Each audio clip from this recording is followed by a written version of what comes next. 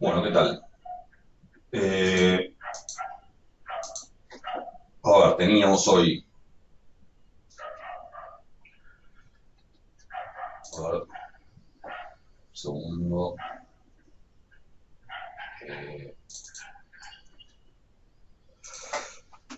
Teníamos hoy clase de consulta sobre la clase 20, ¿no? No, la clase 19.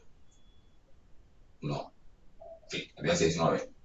La clase 19 era la de introducción a la serie de tiempo, que corresponde a la práctica 6 y que habla de los conceptos generales de series de tiempo, hablamos de esperanza condicional, hablamos de predictores, ¿sí? Teoría de también la introducción a lo que se llama la teoría de la predicción, y ahora vamos con eso. Pero cuéntenme si queda algo de las guías anteriores, de las que también no habíamos llegado a terminar con todo y había algunas dudas atrás, así que no sé, de la 4 de la 5 tienen cosas todavía para charlar. Yo tengo dudas sobre el punto 4 de la guía 5. No, no lo puedo hacer. Las integrales creo que son. Generales. A ver, espera. Dios.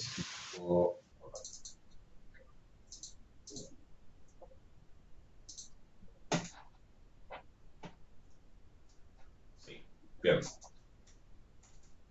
En el punto 4 propone ciertas integrales como para aproximar, usando simulación con una distribución normal 0,1. Es medio, la idea, el ejercicio está pensado medio como para mostrar las variantes que hay de este método. O sea, en realidad hay muchas maneras de hacer esto y no necesariamente hace falta ganar una normal para hacer estas integrales. Pero la idea es, teniendo una normal, ¿cómo lo hacemos? O sea, teniendo los valores de la normal, ¿cómo lo hacemos? Entonces, a ver, tenemos el punto A, o sea, que tenemos las 100.000, o las que sean, que son de la normal 0,1 en particular, y el punto A lo pide la integral entre 0 y 1 de e a la menos x al cuadrado sobre 2. ¿Sí? Entonces, ¿qué podemos hacer ahí? Digo, lo que tenemos que pensar en general cuando hacemos estas cosas es, bueno, si tengo una normal, tengo que pensar en cómo es la densidad de la normal, porque por ahí en general van a venir los resultados. Creo que estoy casi sin tinta.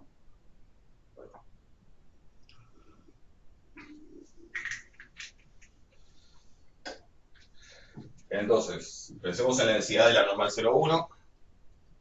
¿Sí? La función de densidad es 1 sobre raíz de 2pi, normalmente sería 2pi sigma cuadrado, pero bueno, es una normal 0,1, por e a la menos, y si es normal 0,1 es x menos mu es 0 al cuadrado sobre 2 sigma cuadrado, o sea, sobre 2 por 1. ¿Sí? Eso es la densidad de la normal 0,1. Entonces podemos ponernos a pensar qué tengo acá, ¿sí? ¿Qué tengo en esa integral? ¿Cómo lo puedo relacionar? Porque a ver, la densidad medio que está ahí, ¿no? O sea, ¿qué falta?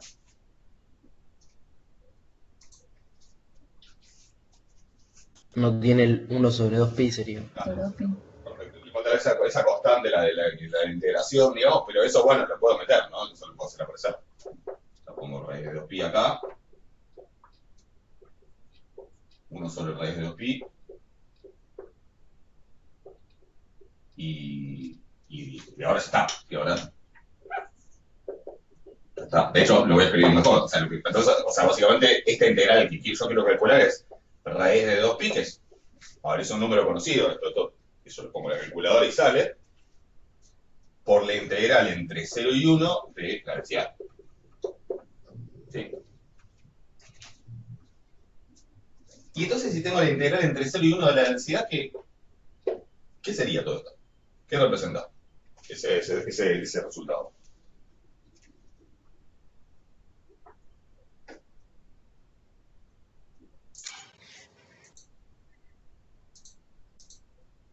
Lo que acumula entre 0 y 1.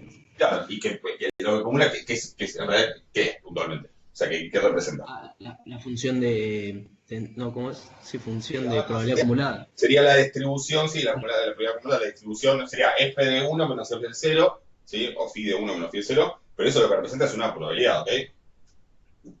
O sea que básicamente esto es por la probabilidad de que una normal estándar caiga entre 0 y 1. ¿Sí? Obviamente yo esto se lo puedo preguntar a R cuánto es, ¿sí? O le puedo buscar una tabla de la distribución normal, la de Krauss, digo, o sea, sí, no hace falta hacer una simulación para esto. Obviamente es un ejercicio que ejemplifica algo. Con los datos, ¿sí? Con los datos que tengo, con las 100.000 digamos, con las 100.000 simulaciones de una normal 0,1 que tengo. ¿Qué cuenta podría hacer para estimar esta probabilidad? ¿Qué se os ocurre? Tengo un montón de números, que son, la mayoría van a estar entre menos 3 y 3, menos 4 y 4, porque es una normal 0,1.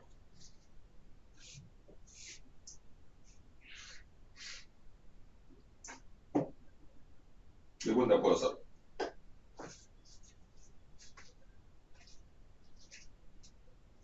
¿Eso se les ocurre?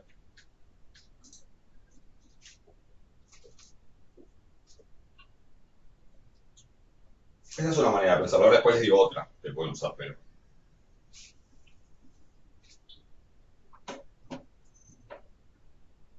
Sáquense del tema de la simulación y todo eso. Supongo que tienen una muestra, ¿sí? Del tamaño que sea, de una distribución normal 0,1. Y quieren estimar la probabilidad de que X esté entre 0 y 1. ¿Qué harían?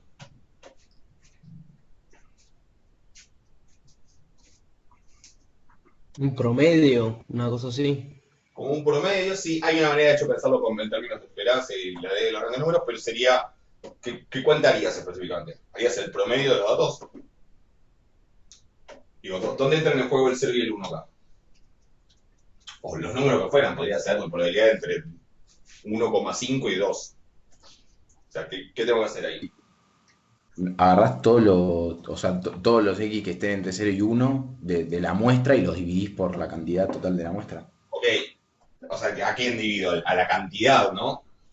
O sea, no es que hago el Claro, promedio de los X que están entre 0 y 1, que sería que yo hago un promedio truncado, sino que, claro, cuento cuántos hay entre 0 y 1 y divido por el total. O sea, esa proporción de datos que están entre 0 y 1 va a ser, obviamente, por una estimación de la probabilidad. ¿Se ve eso? O sea, simplemente eso es contar cuántos están entre 0 y 1 y dividir por el total. Es simplemente eso, la cuenta que hay que hacer. La respuesta es hacer raíz de 2pi por la cantidad de datos entre 0 y 1, datos entre 0 y 1 sobre n. No lo estoy escribiendo muy elegantemente, pero eso. Chequemos un segundo. También obvio que esto para calcularlo exacto lo puedo hacer con phi de 1 menos phi de 0, ¿no? Phi de 0 0,5 igual. Digo, para chequear ahora los resultados. Lo hacemos en R un minuto.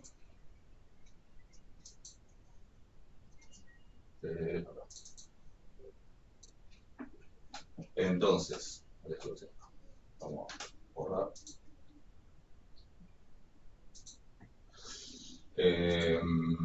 A ver, tengo que generar, me decía creo que 100.000 o algo, la cantidad igual, genero 100.000 datos.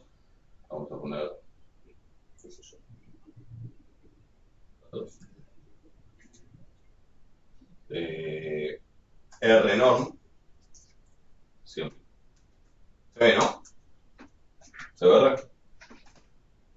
Sí, se ve. Perfecto. Sí. Si no le pongo parámetros es normal 0,1. Si quieren igual pongan 0,1, pero si no, claro, los valores por defecto son 0 y 1, obvio. Y lo que tengo que hacer entonces es contar cuántos están entre 0 y 1 y dividir por n. De hecho voy a poner n, es más fácil, no tener que estar escribiendo 100.000 todo el tiempo. 100.000.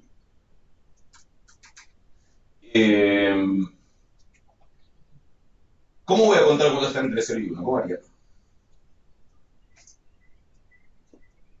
A varias maneras, otro día estoy mostrando esto. Y tenés que hacer primero condicionales, un bucle y condicionales dentro del bucle. ¿O no? Sí, bien, Haces que bien. recorra todos los valores, que agarre los que están entre 0 y 1 y que después los cuente y los dividís por la cantidad. Ok, la idea está bien, es correcta. Hay una manera más fácil, que esto lo estoy bien. O sea, lo que vos decís es, haces un bucle que vaya recorriendo todos los lugares de ese vector, digamos, que va a tener los 100.000 valores. Y acá Ariel dice lo mismo con el mismo valor. Veo que tienen, ya el otro día también me dijeron, veo que tienen medio la idea recurrente que está muy bien, porque en muchos lenguajes es la manera de hacerlo, ¿sí? Es la manera más, o sea, la más evidente, que está bien que lo tengan. No sé, lo que me intriga si viene de algo en particular. ¿Con qué otras cosas programan? Si es que, Yo numérico con R. con R. Pero, ¿Hay algún otro lenguaje donde le venga, digamos, por ahí lo que saben de programación y eso? Porque es correcto, se puede hacer eso, uno puede ir recorriendo uno por uno y preguntar cada vez, digamos, con un for, y preguntar cada vez si está entre 0 y 1, entre 0 y 1 ese valor o no, y después, y cada vez ir sumando uno o no, según el caso, entonces hay que poner un contador. RSQL, ok, el numérico también, perfecto. Pero en R hay una manera más fácil, o sea, que tienen que, digo, me interesa insistir en esto, pero porque justamente para que entiendan cuáles son las ventajas de R, tiene sus desventajas, tiene sus ventajas como cualquiera, y qué aprovechar en R. Que es que en R hay muchas cosas que puedo hacer directamente en forma vectorial de una sola vez, sin tener que andar. Hay otras que no, porque muchas veces cuando hay recurrencia, cuando hay recursividad, sí necesito ir recorriendo, qué sé yo, si cada lugar está relacionado con el anterior, ahí sí necesito ir recorriendo uno por uno los elementos de un vector o del objeto que sea. Pero hay muchas cosas que las puedo hacer de una sola vez en R. Entonces, pensándolo de esa manera, ¿qué se les ocurriría hacer acá?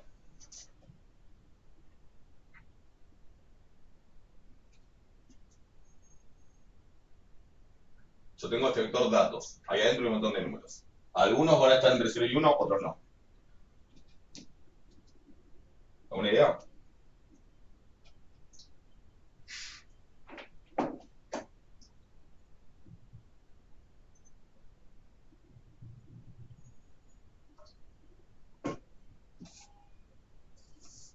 es que no sabría cómo ver si está entre 0 y 1, si no es con un i. Ok. Bueno, vamos a hacerlo porque me interesa. Porque me interesa porque es como para entender mejor R, para poder hacer esto. Vamos a verlo. Igual hay alguien que está escrito algo. Lo que dicen en R, a ver. Claro, ir con recorriendo el vector, ok, perfecto. Cuando dicen en numérico uso SQL y R, ¿eso qué es con Fabris?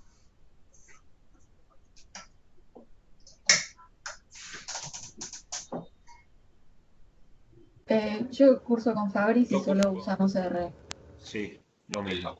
Vos también estás con Julio. Perfecto. Bueno, mándale saludo a Julio, de parte mía. Que no lo veo con Esperanza también. Perfecto. Julio fue profesor mío de matemáticas para economistas. En el año 2003. Ahí se me cayó el DNI, pero bueno. Muy buen docente. Bueno, a ver. Lo que se tiene que acordar es esto, que yo en R puedo hacer este tipo de cosas. Preguntar. Igual a tanto, mayor a tanto, ¿sí? Entonces, por ejemplo, si yo quisiera ver cuántos datos me dieron mayor a 0, ahora bueno, entre 0 y 1, pero digo, si quiero saber cuántos datos son mayores a 0, lo primero que podría hacer es esto, ¿sí? Y si yo corro eso, bueno, ahora no tengo los datos generados, así que no va a pasar nada, pero si yo corro eso, ¿qué se supone que me va a pasar? ¿Qué voy a generar con eso? ¿Qué objeto y qué tipo de forma de almacenamiento? O sea, vos le estás asignando, bueno, eso lo podrías asignar a una variable también, ¿no? Y decir que Sí, la variable x es los datos mayores que 0. si yo lo corro así, Después claro. puedes hacer una que sea los que son mayores que 1, los restás y te quedan esos valores y después los contás y después lo dividís por la cantidad que son. Ok, pero digo, la pregunta es esto, si yo lo corro, ¿qué va a tirar? como resultado. También no le estoy asignando ningún objeto, pero si lo asigno, digamos. ¿Qué tipo de objeto va a Todos ser? los valores que son mayores que cero. Pero va a ser una matriz, No,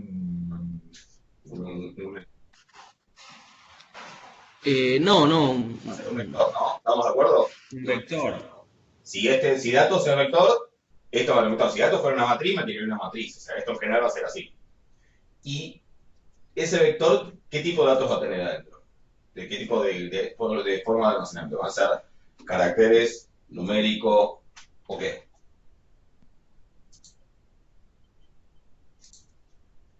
Cuando pongo la condición, ¿qué me devuelve siempre? ¿Datos de qué tipo? Números. No. Los puedo después pensar como números, pero no. Por eso me interesa que se lo imaginen porque sí, así entienden por qué se hace de esta manera, pero si lo que estoy poniendo es una condición, te me va a contestar.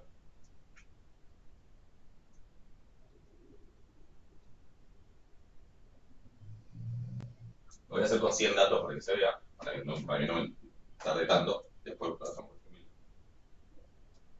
Datos es un vector numérico. ¿Sí? Es un vector y el conocimiento es numérico que yo. ¿Cómo era la palabra del tipo? Class. Sí. Datos. Sí.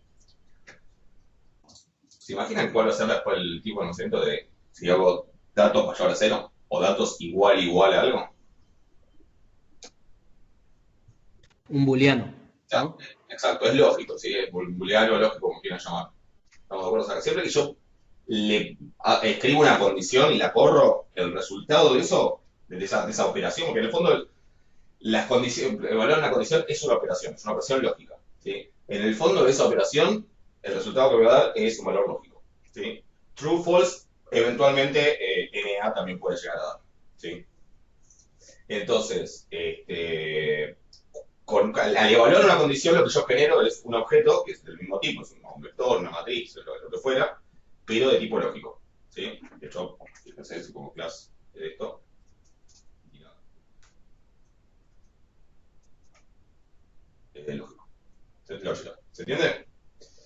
Entonces, ese vector, que tiene un montón de true y false, ¿qué es lo que tengo que hacer ahí? Contar cuántos true hay, ¿no?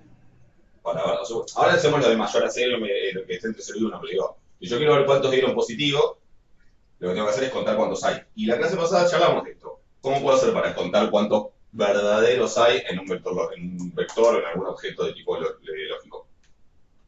¿Qué operación puedo hacer? Hay una función integrada que se llama sum. Claro, la suma. Suma.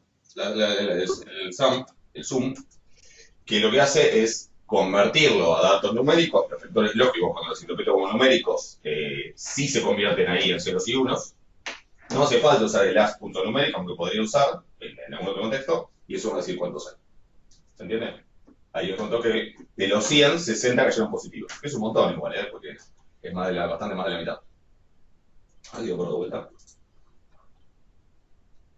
53, bueno, ahí está. ¿Se ve? O sea, esa es la manera de contar a cuántos les pasa algo, es evaluar la condición, eso devuelve un objeto cuyos elementos son de tipo lógico, y al sumarlos lo que cuento es cuántos dieron verdaderos. ¿Se entiende? Tengan en cuenta esas herramientas porque son muy útiles. En una de las primeras clases, no sé si fue la primera o la segunda, jugué bastante de R, de las clases de R que están en YouTube, muestro bastante qué cosas se pueden hacer. Muchas veces, por ejemplo, también esto sirve cuando uno quiere acceder a los elementos. Por ejemplo, yo quiero ver qué elementos son positivos, ¿sí? ¿Qué elementos de los datos? Quiero que me muestre solamente los que son positivos. Es muy útil este tipo de jueguito, que es datos, y yo ahora tengo que decir cuáles quiero, ¿no? Eso lo ponemos con corchetes, que no sé por qué no tengo los corchetes. Ahora creo que tengo el configurado del teclado. Ahí está. Ahora quiero decir cuáles quiero. Si yo quiero el 1, el 5 y el 8, pongo un vector, que es 1, 5, 8, y me va a tirar los elementos 1, 5 y 8. En un vector de longitud 3, donde ahora el 1 es el 1, el 5 es el 2 y el 8 es el 3. ¿Sí? Sé que son detallecitos que parecen medio pavos, pero está bueno tenerlos en mente. O sea, lo que me genera es un nuevo vector que tiene longitud 3 y en el lugar 2 está el 5, en el lugar 3 está el 8, en el lugar 1 está el 1. ¿Sí? Eso es cuando yo sé cuál quiero. Si yo quiero los positivos, ¿qué harían?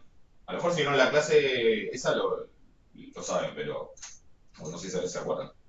Si yo quisiera los positivos, ¿cuáles les digo que me tire?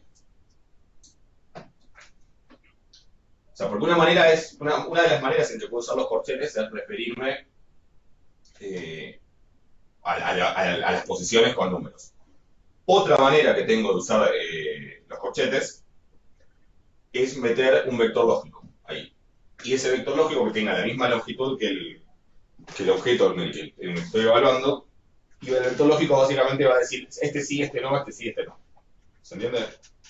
Entonces, si yo quiero que me muestre de todos los datos que hay, cuáles son los que son positivos. No cuántos son positivos o cuáles, sino que me los muestre los que sean positivos. ¿Qué harían? ¿Qué meterían ahí?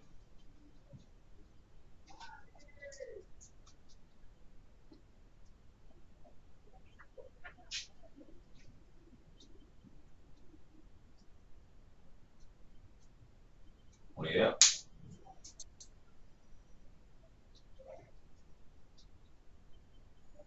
¿No se os ocurre?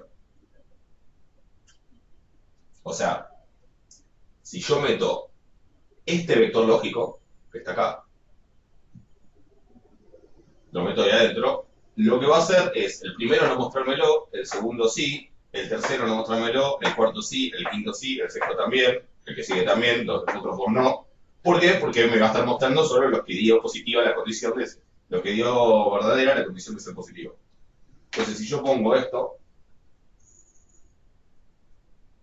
esto me va a mostrar de todos los datos, no solamente datos para que vean el vector completo, si este es el vector datos, de todos esos me va a mostrar solamente los positivos. Fíjense, parece el primero sí, porque era, el segundo no me lo muestra, este me lo muestra, este también, este que viene ahí no, después el 1.71 sí. Entonces es un vector más corto, ¿sí? Porque me está mostrando solamente los 53 datos que eran positivos. ¿Se entiende eso? Este tipo de juego, no sé cómo le quieran llamar, es también bastante útil. O sea, ténganlo como las ideas, como entre las herramientas que se pueden usar. ¿Sí? Me evita justamente tener que hacer cosas como ir recorriendo uno por uno los elementos de un objeto y evaluando la condición y decidiendo si lo meto o no lo meto en otro vector y ese tipo de cosas. O sea, esta manera de trabajar con condiciones y vectores lógicos haciendo todo de una sola vez es muy útil. Primero me ahorra mucho código, porque no tengo que andar escribiendo el bucle, el if y todo eso. Y segundo, que en general es más eficiente porque R ya está optimizado para estas cosas hacerlo de la mejor manera posible. Uno las hace como puede en general, entonces va con el bucle, hago el contador, a lo mejor creo variables que no hacían falta, ¿sí? R ya está optimizado obviamente para este tipo de operaciones, hacerla de una manera bastante eficiente, entonces conviene siempre usar esas cosas. Y existe algo que probablemente lo dije en las clases de R de YouTube, pero parece, y lo decía cuando hacíamos con las clases, cuando daba numérico también, uno parece que, no sé, que hay como un fetichismo con esto de la eficiencia, y dice, si no tal, nada, que tarde una centésima de segundo o una décima de segundo, a mí, ¿en qué me cambia? ¿Sí? ¿Cuál es el problema? Que cuando uno está haciendo una operación así nomás, bueno, sí, la verdad que tarde una décima, o una centésima o una décima, no cambia nada, ¿sí? Ahora, si esa operación yo después esa misma operación es una función que yo después la voy a usar para aplicar en un método numérico, por ejemplo, que involucra hacer en cada paso hacer eso 100.000 veces, ¿sí? Y después esa misma cosa la hago, no sé, la hago 1.000 veces. Entonces hago 1.000 veces las 100.000 operaciones cada vez de toda esta función. Si haciéndolo con si tardando una centésima de segundo promedio cada vez, todo el proceso tarda 15 minutos. Si hago mal, si en vez de usar la que tarda una centésima, uso la que tarda una décima de segundo. En vez de 15 minutos, ¿cuánto va a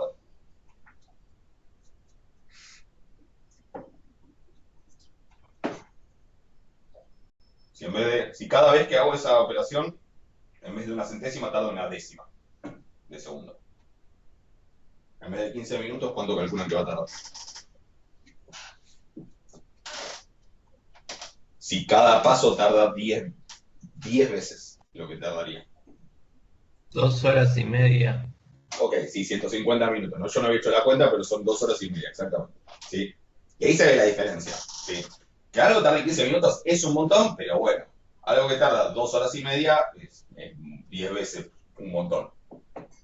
¿Se entiende? O sea, es obvio que en pavadas con lo que estamos haciendo acá no importa, pero después sí acostúmbrense al tema de la eficiencia porque les va a ahorrar muchísimo tiempo el día que tengan que armar algo que se vaya guiando, que el paso se hace 100.000 veces cada vez que se tarda una cosa, que la vez se hace 1000 veces, y eso ocurre, digamos, cuando uno se mete en pasos un poco más complicados. Yo me acuerdo una vez en la maestría un trabajo final que estaba haciendo de estadística bayesiana, que tenía que poner un método para estimar una cosa, que no importa, y entonces cada vez que lo corría, había que ver básicamente, tenía que, siempre al final me mostraba un grafiquito porque yo ahí me daba cuenta si el método que era para estimar unos parámetros, si el método había convergido o no había convergido, y cosas por el estilo.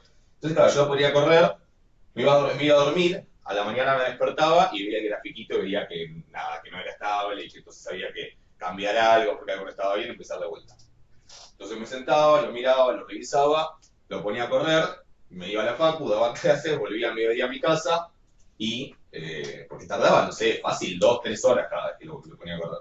Volvía a mi casa y chequeaba. Y de vuelta había otra cosa que no estaba bien, la tenía que corregir, entonces le ponía y no sé, me iba a hacer otra cosa y volvía a la tardecita y así todo, así durante 3, 4, 5 días, porque obviamente implicaba mucho tiempo cada vez. Y es un ejemplo pavo porque de hecho a veces estamos hablando de días, incluso de semanas. Entonces, el tema de la eficiencia a la larga, cuando uno empieza a amontonar, ahí sí termina siendo muy importante porque, a ver, que algo tarde un día o que tarde 3 horas es una diferencia abismal. Y que tarde 3 horas o que tarde 30 minutos también es una diferencia abismal.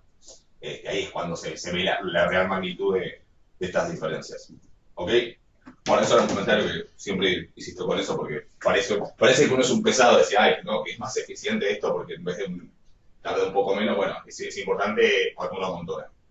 Pero digo, tengan en cuenta estas formas de contar cuántos o mostrar solo los que, porque trabajar con datos lógicos es muy útil porque R ya está optimizado para hacer esto de la manera más eficiente posible, así que no basta, o sea, si ustedes lo hacen con un contador en el examen no les voy a poner que está mal ni nada por el estilo, simplemente para que le traten de sacar el jugo después cuando lo usen para lo que sea que lo usen.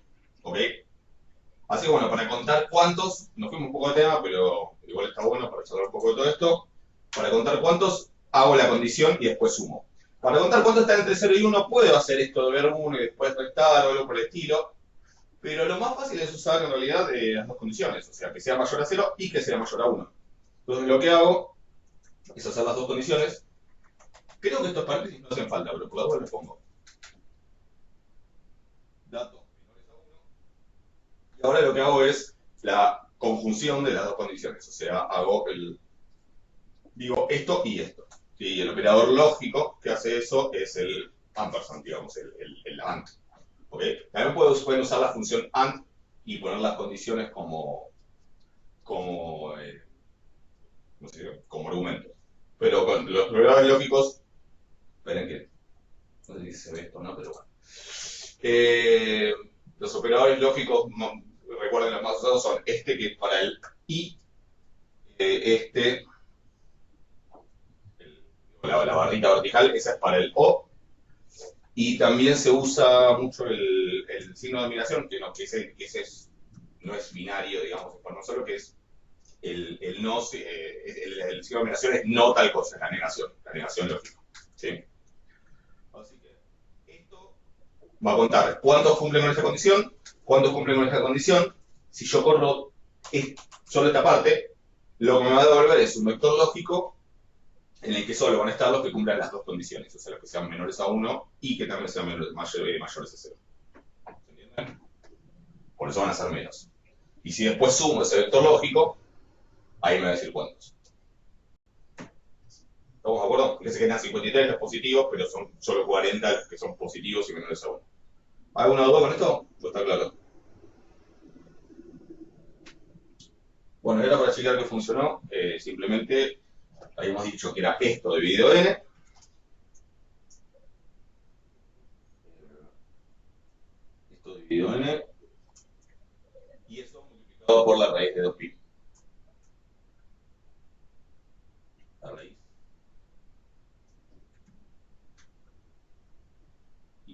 2 por pi. Pi es una constante. Así. Algo que hay que evitar siempre. Yo alguna vez, por ejemplo, cuando uno quiere escribir como tira algo, se llama P sub i, muchas veces pasa en estadística, en probabilidad. A veces, más de una vez me ha pasado de ponerle P sub i, tratar de poner P sub i y poner PI como una variable, y lo que termina pasando es que uno pierde el número pi. Entonces yo puedo decirle a R pi igual a 3 y va a guardar pi, en vez de pi va a guardar 3. Entonces hasta que uno después no borra todos los objetos, le queda como que pi es 3 y es medio peligroso eso, porque puedo pifiar feo alguna cuenta. Entonces tengan cuidado de no llamarle nunca algo pi, que puede pasar. Me da 1,0026. Y si hago bueno, hay una función que para integrar también numéricamente, pero lo puedo hacer directamente con pnorm. Sería pnorm de 1 menos pnorm de 0. Y todo eso por lo mismo, por raíz de 2pi.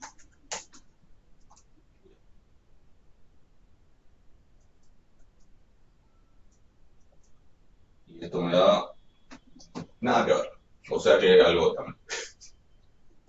A ver. Pnorm de 0. No. A ver qué hicimos mal. A ver, porque son muy pocos. No, solo con 100.000. Debe ser eso. Pero me da 0,85. Ahora sí, me da 0,85 y el verdadero valor es también 0,85. Estamos. ¿Se entendió? ¿Esto? ¿Hay una duda? Ahí va. No, yo intenté resolver la integral, o sea, busqué formas de hacer integrales en R, pero... Sí, a ver. Ahí. Bueno, esto lo aclaro porque me ha pasado en exámenes, en estos exámenes virtuales. Existe una manera de hacer integrales, que con integral hay que definir la función previamente. Sí, creo que es algo así, a ver, si mal no me equivoco. Ahora, me voy a correr para ver los argumentos. ¿No existe? Ah, no, integral.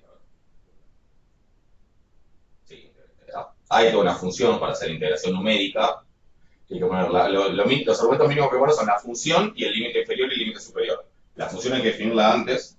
¿Sí? Si quieren pueden ver, si les interesa, pueden ver hay una clase subida que es sobre funciones que definidas por el usuario, que voy a llamar F.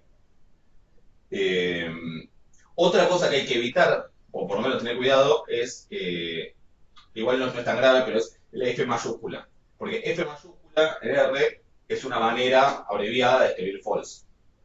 Entonces, si usan eso de escribir verdaderos y falsos con F mayúscula y T mayúscula, si sobrescriben la F de mayúscula, pierden también esa, digamos, corren riesgo de escribir F mayúscula y que en vez de tomarlo como lógico, lo tome como ese objeto. Son cosas que pasan, digamos, y que me han pasado muchas veces, entonces está bueno avisar. No van iguales los dos resultados. No, obvio que no van iguales los dos resultados, porque esto es el primero es una, o sea, no van iguales, pero dieron parecido, ¿eh? O sea, acá. La primera vez ya la dio muy distinto porque había hecho la simulación solo con 100 observaciones.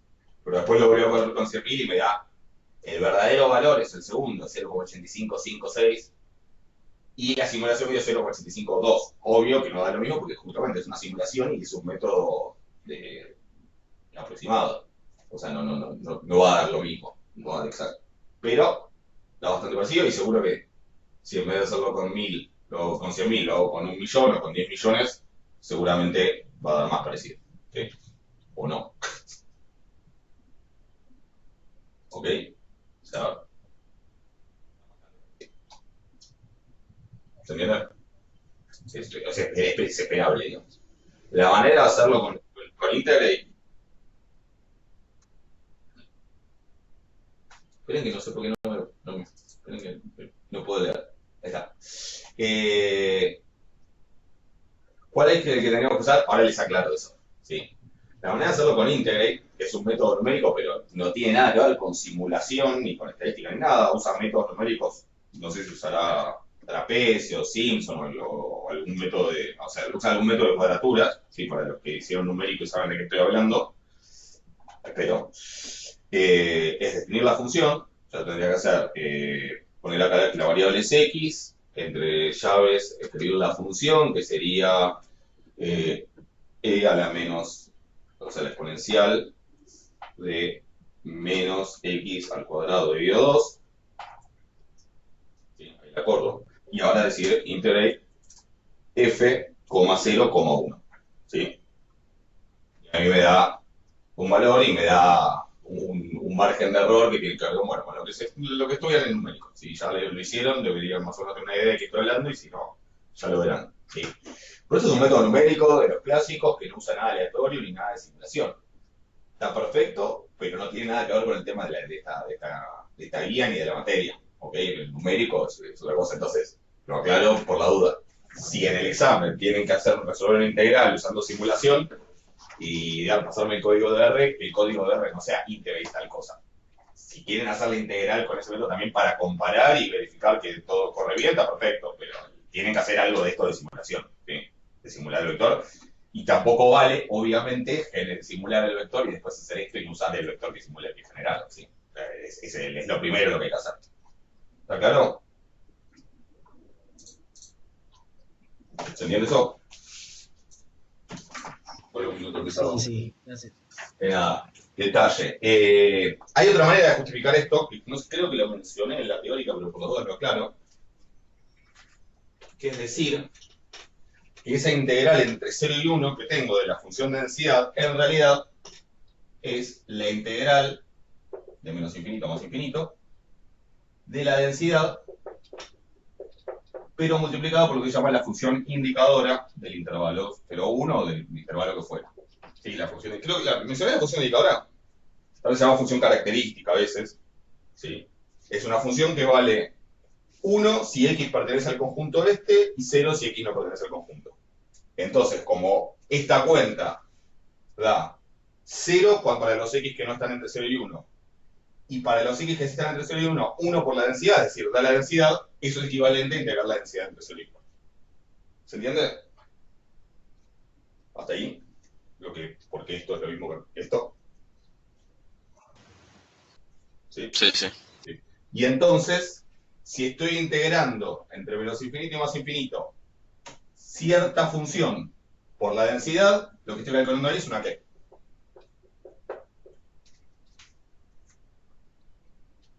Una g de x, ¿no? Es una función.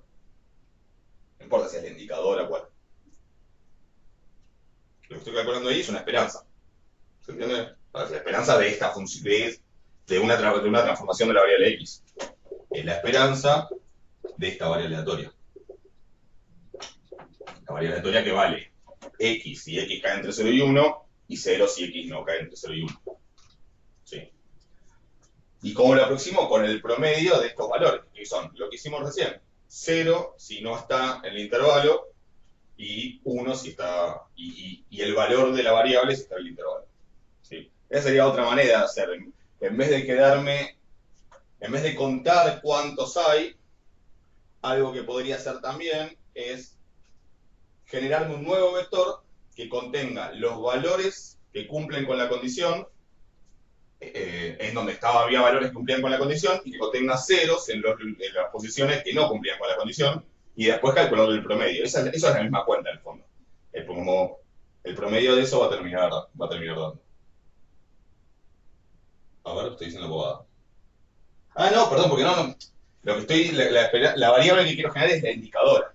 La indicadora que es ceros donde no se cumple la condición, unos donde sí se cumple la condición. Y entonces el promedio de eso en el fondo es la misma, es la proporción de valores que cumplen con la condición. ¿Se entiende? Es como otra manera de justificar lo mismo. En vez de pensarlo como probabilidad, pensarlo como esperanza de una indicadora. Pero la esperanza de una indicadora es una probabilidad. Es la probabilidad de que X pertenezca a este conjunto. Sí, es lo mismo. De hecho, esto es lo que justifica que la proporción muestral converge a la poblacional, porque es la ley de grandes números aplicado a esto. Ahí estamos. No sé si... pero bueno. Y en el B, por ejemplo, también como ven las integrales, es x, que es la integral de... Ahora sí es de menos infinito más infinito. Obvio que esa no es la única manera de estimar esta integral por simulación, ¿eh? ¿Cómo lo harían si tuvieran, en vez de una normal 0,1, si tuvieran uniformes 0,1? ¿Qué harían? Por estimarlo.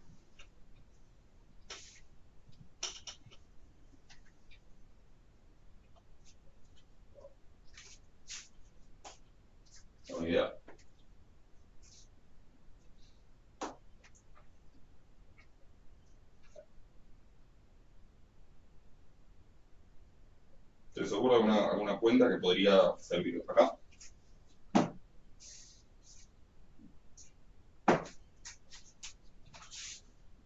Cuando tengo un informe 0,1, recuerden que ahora la densidad es, la particularidad de cuando es para el informe 0,1 es que básicamente la densidad es 1 entre 0 y 1. 0 si no. O sea que acá, básicamente, que se integra entre 0 y 1 de esto, es como estoy integrando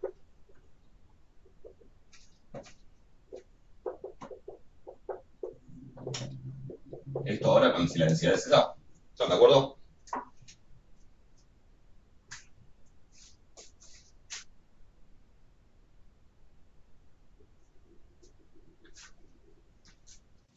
Sí, sí. ¿Y eso qué es? Entonces, ahora con esta variable, con un informe 0,1. ¿Qué? Esa cuenta que me va a dar. Una, bien. ¿Por qué te queda el E para el...? No, digo, cambio el ejercicio, ¿sí? Otro ejercicio distinto. Si en vez de decirme en base a tantas normales 0,1, quiero estimar esto, si el ejercicio fuera en base a una simulación de un montón de uniformes 0,1, quiero estimar esta integral. Que la pregunta es cómo haríamos, ¿sí? O sea, es un ejercicio diferente. Bueno, ¿qué haría? Pensaría como que justamente es entre 0 y 1, la integral, entonces pensaría como que tengo e a la menos x cuadrado sobre 2 por la densidad. Es decir, por la densidad es justamente lo que hace que me quede esto, porque es por 1, pero solo entre 0 y 1. ¿Se entiende la idea? Y entonces, ¿esto qué es? Igual a que, por definición, si miro este entero. La esperanza de I01X. Claro, es la esperanza de esa porquería, ¿sí? Es la esperanza de e a la menos x cuadrado, como ahora como variable aleatoria, digamos, sobre 2. Es como una transformación de esta variable, y tengo que calcular la esperanza. ¿Cómo voy a estimar eso? Según la ley de los grandes números, ¿cómo puedo hacer? Y bueno, puedo tomar las muestras de, puedo hacer una nueva variable que sea e a la menos x cuadrado sobre 2, con los datos que tenía, y según la ley de los grandes números, y raya va a converger en probabilidades. O sea que la estimación que voy a hacer de esto es, primero a los valores que tengo, aplicarles esta transformación, y después hacer el promedio. Probemos. A ver si funciona. ¿Se entiende la idea? Les muestro estos ejemplos como para que tengan opciones, digamos, a la hora de pensarlo. Vamos a borrar esto. Sería, entonces, generarme, a partir de los datos que tengo, unos nuevos, lo voy a llamar I, unos nuevos datos que van a ser E, o sea, exponencial. No existe el número, la E no representa el número E en R, tengan cuidado con eso, si quieren hacer E a algo, tienen que usar la función exp. E a la menos la X que me da los datos, digamos, al cuadrado, dividido 2. Eso lo puedo escribir así, creo que datos al cuadrado me eleva cada dato al cuadrado, dividido 2 me divide cada posición por 2 y al menos le cambia el signo a cada una de las posiciones. O sea que se puede hacer directamente así. O sea, esto le aplica la transformación ya a todos los datos al mismo tiempo. Insisto, de vuelta, no hace falta ir recorriendo uno por uno y aplicar la transformación uno por uno, se puede hacer todo en forma vectorial. Eso ahorra tiempo, obviamente, por lo que les decía, de que R está optimizado para trabajar de esta manera. Y entonces me genero ese nuevo I. Y ahora simplemente hago el promedio. Y no anduvo. Sí, así que algo mal hicimos. Ah, porque los datos porque lo que estoy trabajando son normales, no son uniformes. Ahí está, ¿vale? Vamos a procesar. Acá. Uniforme. RMIF. Y creo que por defecto es 0,1. ¿Sí? Así que lo vamos a correr así. 85,5 que era lo que tenía que dar. ¿Estamos de acuerdo? Esa sería otra posibilidad si los datos fueran uniformes. Acá el ejercicio pedía algo diferente. Pero esa sería otra manera. ¿Se entiende?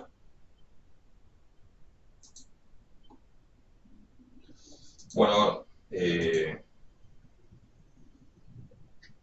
y el otro es parecido. En el otro bien x cuadrado por... Hay uno que dice, ahora sí es de vuelta en el B, con la x normal, o normal 0,1, ¿sí? ¿Cómo estimo esta integral? Menos infinito más infinito de x cuadrado por e a la menos x cuadrado sobre 2. ¿Sí? Misma idea de antes, esto es casi la densidad, lo compenso con el raíz de 2pi, y me queda la integral de menos infinito más infinito de x cuadrado, y si me agrego el coso me queda la densidad. O sea que, misma idea que lo de recién, acá que estaría calculando una g. La esperanza de x al cuadrado sería. Al cuadrado, claro, la esperanza de x al cuadrado.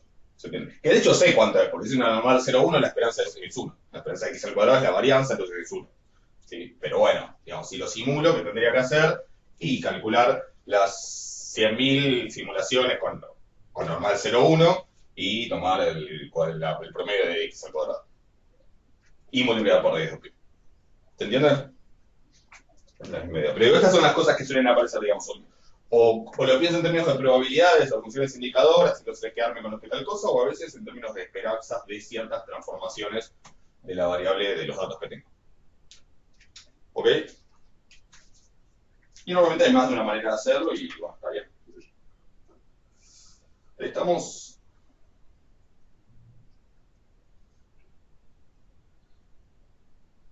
Bueno. Sí, igual te hago una pregunta porque, por ejemplo, del punto, no sé si creo que no es de la guía, pero que había hecho que por la ley de los grandes números, y raya converge a la esperanza de e a la menos x al cuadrado sobre 2.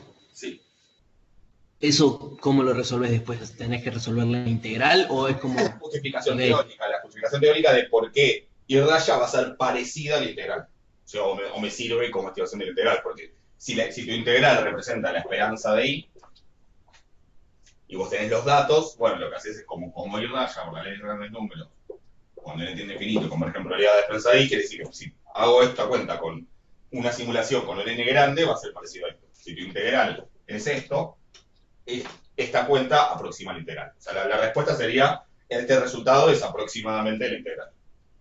Bueno, no, la integral es... Ok, pero lo resolveríamos con r, sería. Sí, claro. O sea, si fuera eso, obviamente no en un examen presencial, hoy por hoy, por lo menos en algún momento veré si tomo R, pero por ahora no. Pero nada, sí, va a ser eso y obviamente en tal caso lo que hacen es subirme el script con la entrega. Y en todo caso me ponen el resultado que les digo en la hoja, pero me aclaran que lo hicieron en R y yo después miro el script. Genial. ¿De acá algo más? ¿O del anterior?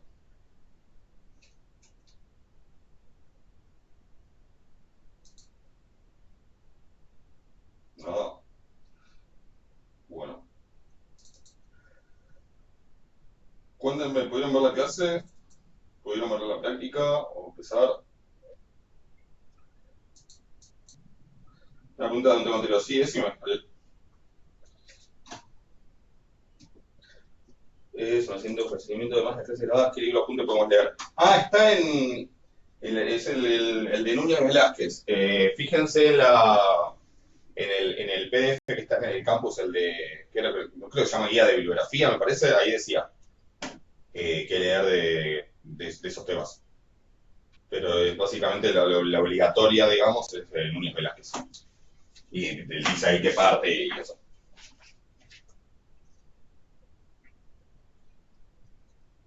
Perfecto, listo.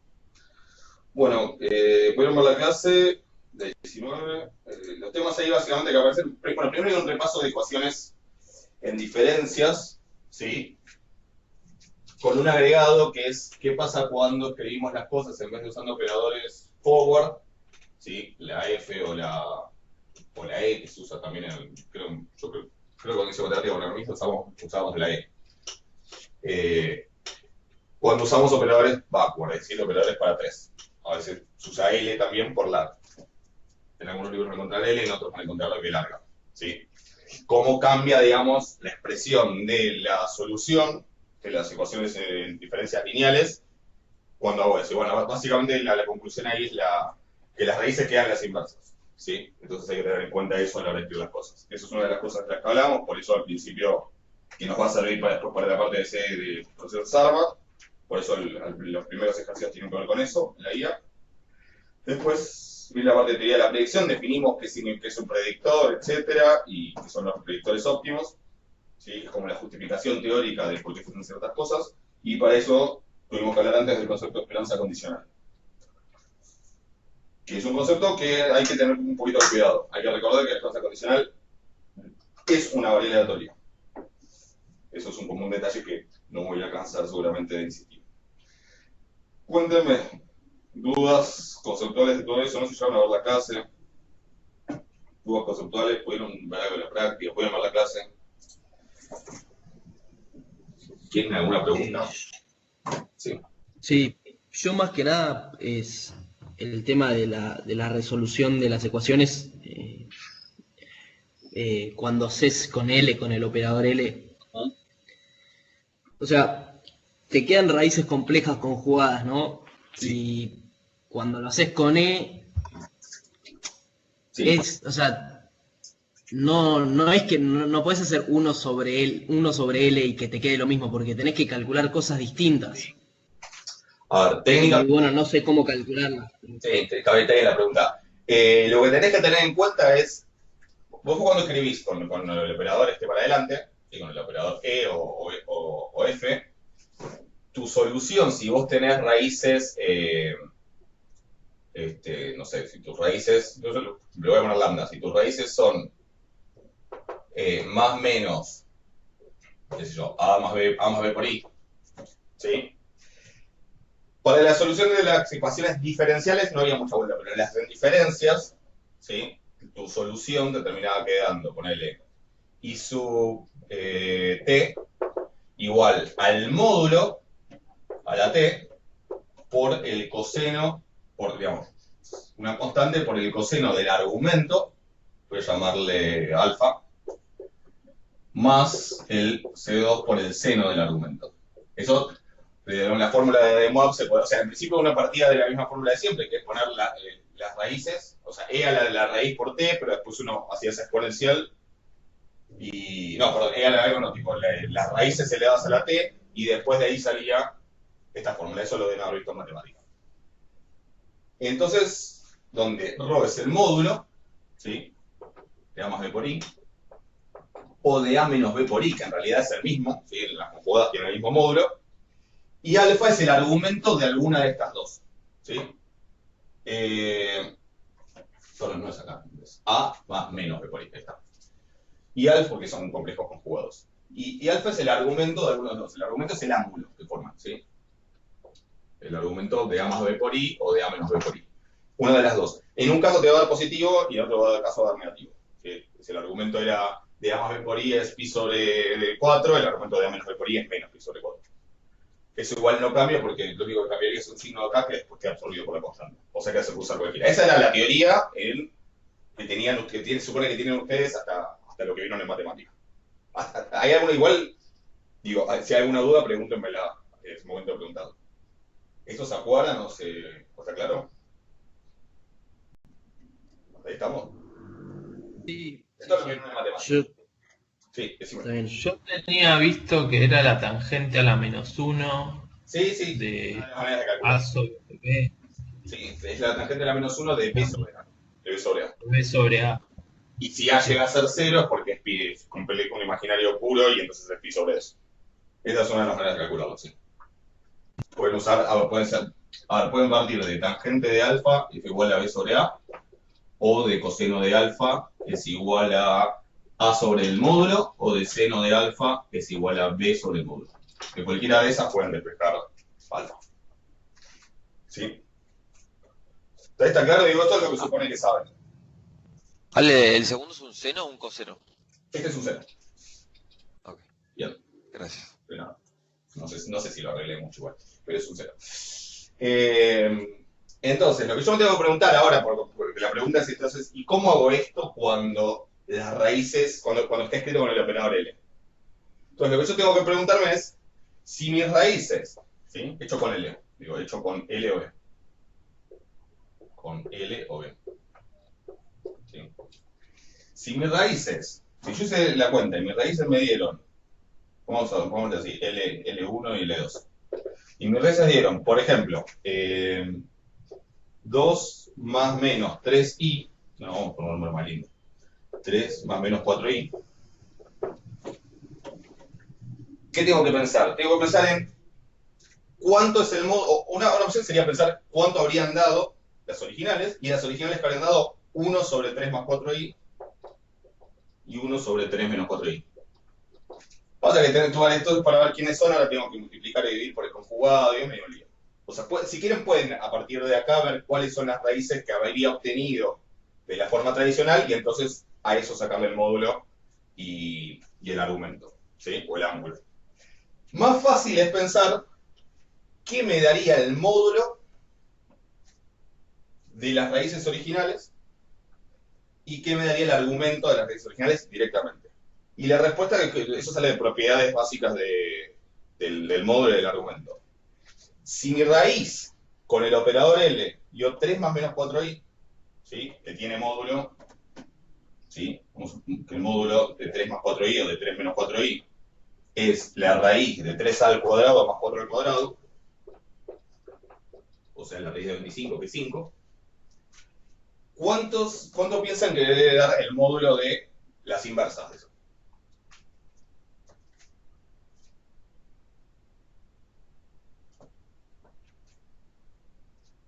El módulo de la inversa es la inversa del módulo. Un quinto. Claro, es un quinto. Por eso, un quinto. ¿Entiendes? O sea que lo que yo tendría que poner en la solución es un quinto a la t.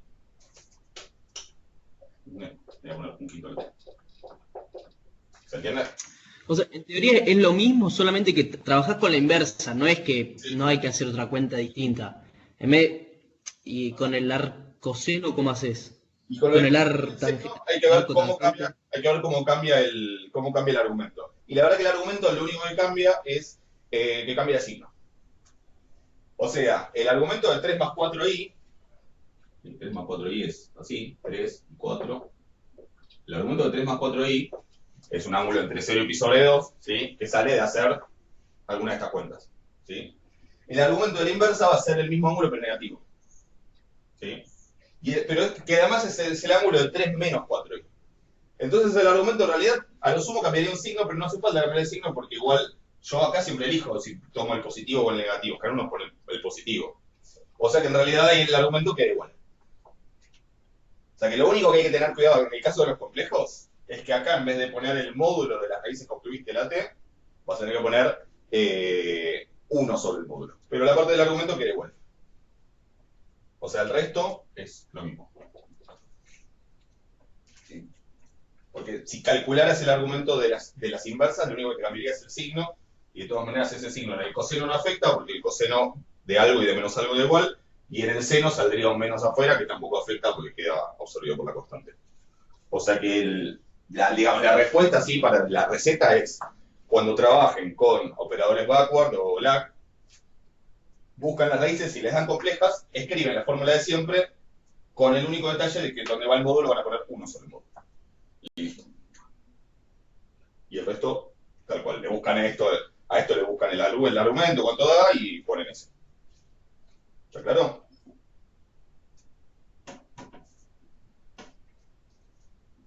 ¿Se entendió? Sí, ahí está. Gracias. De nada. Bueno, cuéntenme qué más hay de dudas. Si hay. O si pudieron verlo.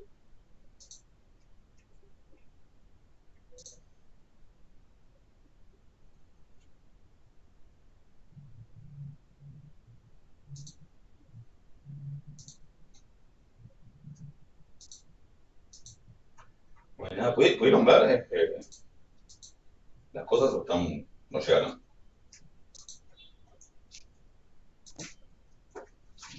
Yo llegué a ver las clases Pero, teóricas todas, pero estoy un poco atrasada con la práctica todavía. claro. ¿Y quedó alguna duda o se entendió?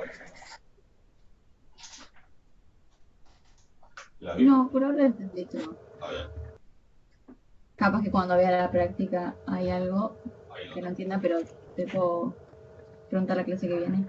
Está bien, obvio. Sí, bueno, Perdón, Ale, decime.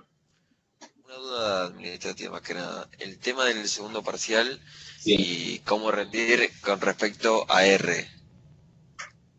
Lo que sea con R, van a escribir, van a armar el script, tienen que chequear que corra, tiene que estar todo en el script como para que yo lo pueda correr de una sola vez, no tenga que andar, digamos, me nada, si les corro a ustedes, a mí me va a correr. Y bueno, y entonces y después lo que hacen es lo suben, el script con la resolución. En todo caso, obviamente si hay que justificar o explicar por qué hicieron lo que hicieron, lo pondrán en la hoja del examen, pongan el resultado, pero ahí además se ocultan el script. Cuando Ok. el formulario, cuando lo suben. Joya, Un poco gracias. acá vamos a avanzar, después hablamos los detalles, pero por ejemplo, si el archivo es .r.txt, no se los va a aceptar el forms de Microsoft, pero lo pueden poner en un .doc. Eso después, esos detallecitos después los hablamos. Ok. Y es recomendable ¿Podemos? verla. Sí, pregunta. Si te la podemos escribir, perdón que me meta. Sí, ¿cómo? Si te la podemos escribir y no mandártelo escrito No, voy en a que computadora. pongan el script para que yo lo pueda correr y ver que funciona. Porque si no me lo tengo que poner a picar. Sí. Está bien. Bueno, genial. ¿Y vos qué más querías preguntar? Con respecto a las clases de R, ¿con las 4 primeras también o hay que ver todas? No, con esas también es más que básicamente para resolver estos ejercicios. Ok. Por ahí van.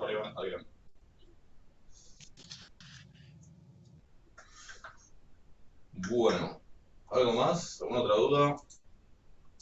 Si no, antes los dejo que se pongan al día.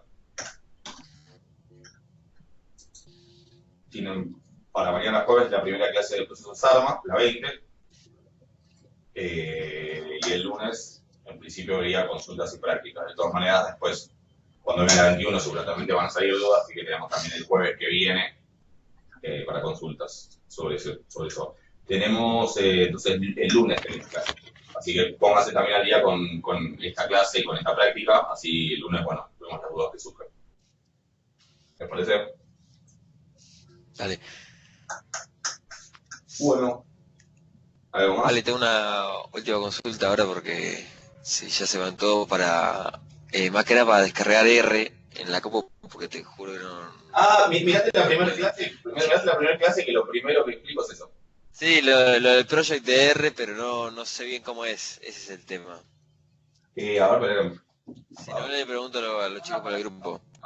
Podés, perdón que me meta, pero hay una página que se llama Project R. Vos ahí podés descargar el lenguaje y después tenés que descargar una interfaz para poder usar el lenguaje, ¿no? Yo, por ejemplo, uso RStudio. Usamos RStudio con el... O sea, en RStudio se lo tienen que descargar. Vino que las clases las hice directamente con la versión vecina del RStudio. Si quieren usar el RStudio, lo tienen que bajar aparte. Pero esperen que no era esto lo que quería compartir. Voy a compartir no. No. Acá. Díganme si están viendo. Ahí está. No está nada. No, ahí está. ¿Están viendo esto? El Google.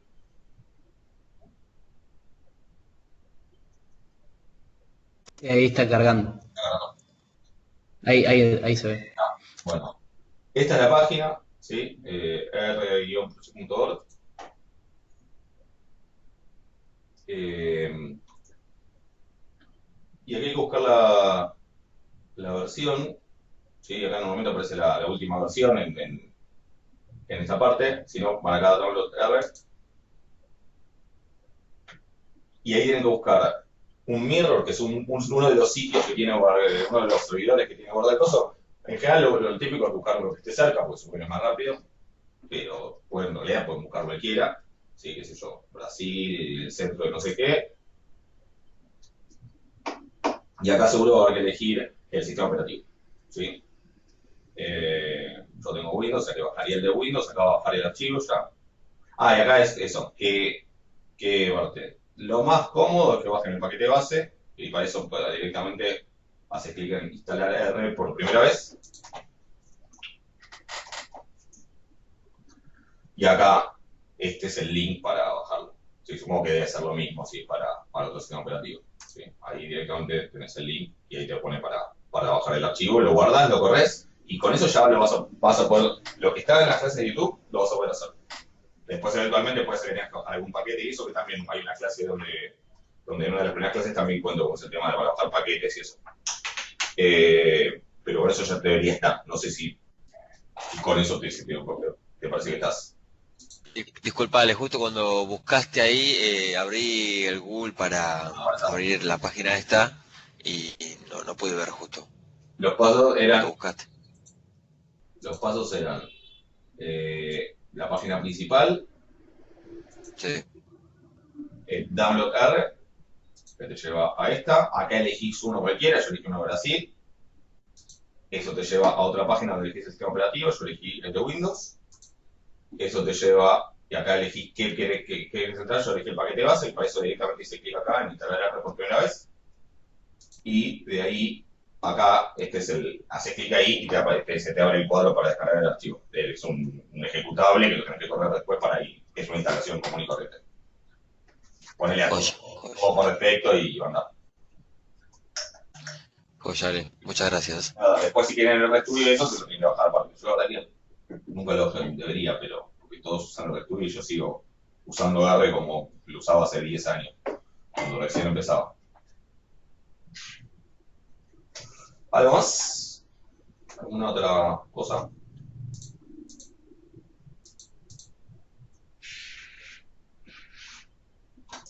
Bueno, pónganse, si no vieron, a ver la clase y hacer explorar la guía. Sí, nos vemos el lunes. Cualquier cosa igual me escriben, no veo. ¿Estamos?